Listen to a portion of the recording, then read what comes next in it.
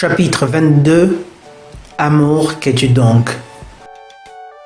L'homme a été dressé par la femme pour qu'il ne puisse vivre sans elle et fasse tout ce qu'elle lui demande.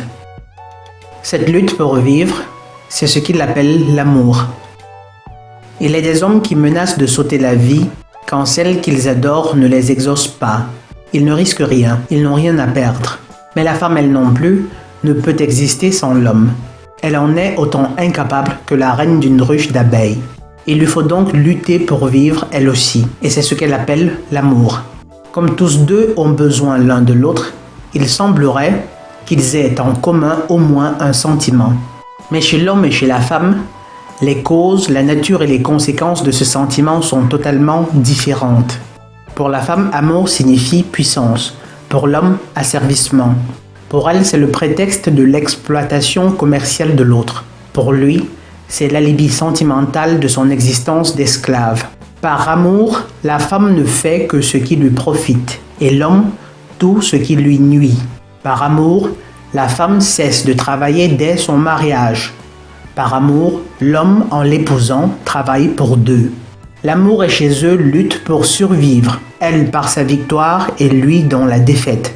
Et par une ironie atroce, elle gagne pour ainsi dire tout à l'instant même où elle est le plus passive. Et le mot amour lui confère l'auréole du sacrifice de soi alors qu'il lui permet d'abuser impitoyablement de la confiance de l'homme. Avec l'amour, l'homme qui se trompe lui-même se dissimule sa lâcheté.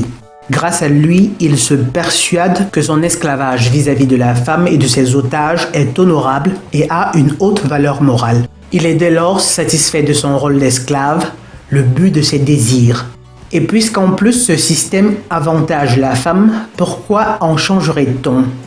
Certes, la femme en est corrompue, mais personne n'y trouve à redire, car on n'attend d'elle rien d'autre que l'amour qu'elle troque contre tout le reste.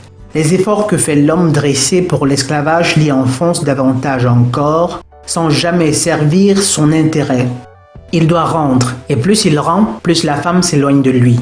Plus il lui prodigue d'avance, plus elle accroît ses exigences. Plus il la désire et moins il lui semble désirable. Et plus il entoure de confort matériel, plus elle devient paresseuse, bête, inhumaine, et plus il ressent sa solitude. Seules les femmes pourraient briser ce cercle infernal de dressage et d'exploitation. Elles ne le feront pas. Il n'existe aucune raison logique pour qu'elles le fassent, et on ne peut espérer chez elles un élan du cœur. Elles sont froides et sans pitié. Le monde se noiera donc de plus en plus dans leur camelote, dans leur barbarie, dans cette féminité imbécile, et les hommes, ces rêveurs merveilleux, ne s'éveilleront jamais de leurs rêves. Fin du livre.